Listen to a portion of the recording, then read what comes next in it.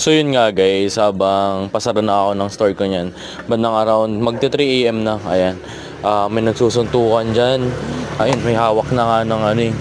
Yun oh, yan yung may-ari na yan, yung may-ari na yan nag-ano. Hindi ko alam kung ba't di marinig, pero malayo-layo din naman kasi kami dyan sa may lugawan.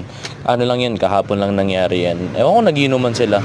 Yung may-ari, yung may hawak na niyang ano eh, no, upuan na yan, hawak-hawak na nung mayari. Sabi nung mayari, ayaw nyo magpawat, ganun, ayun no, grabe yung hawak niya, sayang hindi nampas eh, ayun no, ayun nako, sayang hindi nampas. Nagabang nga kami na ang mangyayari pa eh.